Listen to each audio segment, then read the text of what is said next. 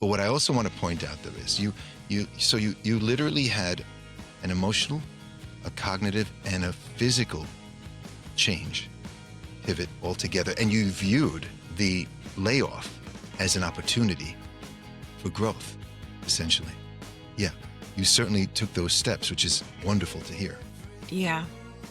Yeah, you know, when things like that happen, and especially when you've been somewhere a long time. Right, that's Yeah, I'm not going to pretend that there weren't all kinds of emotions from they swung, but really where I landed is there was this moment where knew that layoffs were happening because the company had a set of rolling layoffs, and this is in an industry where that didn't happen that often then at that time. Now it's been a little bit different. But and I was driving somewhere, and I think I was kind of crying. I was at a stoplight, and I had this like as I'm waiting for that light to change, I had this moment that came over me that was like, oh my God, I'm actually having a fear that they're going to keep me and not let me go.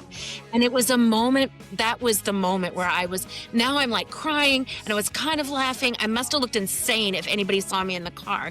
But it was that moment where I knew, you know, and I really thought about that moment I shared at the beginning of our story of like, I knew it wasn't enough. I didn't know how it was going to happen, but this isn't the life I wanted to leave. And look what I have done. I found, you know, my amazing husband. I moved out to California. Okay, I never thought in a million years I'd ever live in LA, but I'm here.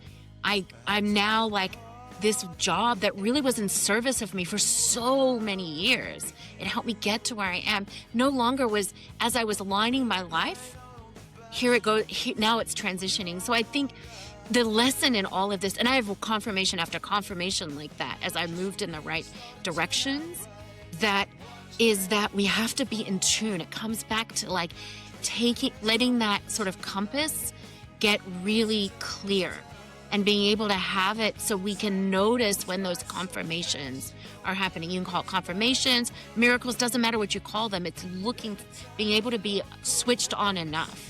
And like we all know, some of the hardest moments is really where the most incredible things happen on the other side, you know? very well Life is said. very much crisis and victory. And so I think Yes. one of the things for me I've had to really remember is that every time something feels like a crisis, that there is a victory of some sort on the other side of it. Yeah.